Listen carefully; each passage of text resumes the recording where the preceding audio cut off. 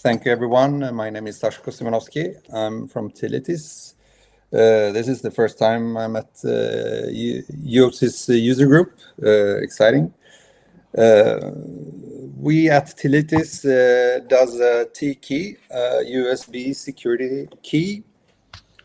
And we have two versions of it, a T-key, which is a programmed version where we have programmed the ICE40 that's on board. And we have an unlocked version, which is not programmed, where the end user, together with a T-key programmer, can program the T-key and eventually get a user-owned USB security key. Also, those two make up sort of a developer kit where you can use the onboard SPI flash to develop your own FPGA configuration if you like. You can do whatever you want, basically. So at the heart of it is Lattice ICE40 UP5K. We have the Pico RV32 uses RISC-V implementation. We have 6 kilobytes of firmware ROM, which is actually RAM that is used inside the ICE40, but it's not writable, so it's treated like a ROM. And 2 kilobytes of firmware RAM and 128 kilobytes of RAM for applications. And the functionality for our security key is that at each boot, you deterministically calculate a unique identity. And that identity is calculated with the last bullet you see here, which is a hash, a Blake2S hash of an application. And then you combine that together with the unique device secret inside the FPGA and user-supplied secret, and you get the unique identity. And the other, so that's one of the main functionalities of the firmware. And the other functionality is to receive that application, which is hashed with Blake2S. And inside the FPGA, we have, this is the block diagram. So we have the RISC-V, we have the firmware ROM, which is EBRs, and the firmware RAM, and the UDS. And all this is accessible, including the rest of the blocks you see here from the CPU when the firmware runs. So once the ICE40 is configured, the first thing that starts is the RISC-V, and it reads from the firmware ROM, and that's the firmware executing. And once it has received the application via the UART that you see here in the block diagram, it stores the application in RAM, measures it, and then takes the UDS together and hashes everything again.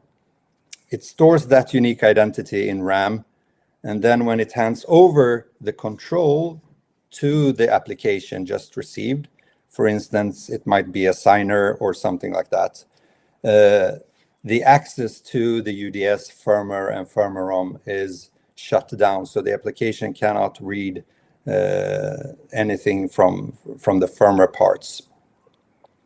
And on top of that, the UDS is actually one-time readable per power cycle. So once you have read that UDS, you cannot read it again. You have to reboot the whole system. Then we have, timer, UART I mentioned, a touch sense logic for a touch sensor. So if you want to sign or log into something, you need to touch the T key to assert presence. We have a true random number generator and some logic there for TK1 logic, we call it.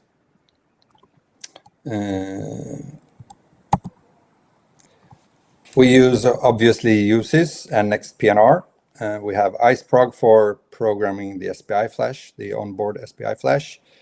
We have our own tool, PyNVCM, for programming the NVCM. So if you want to use this sort of for real,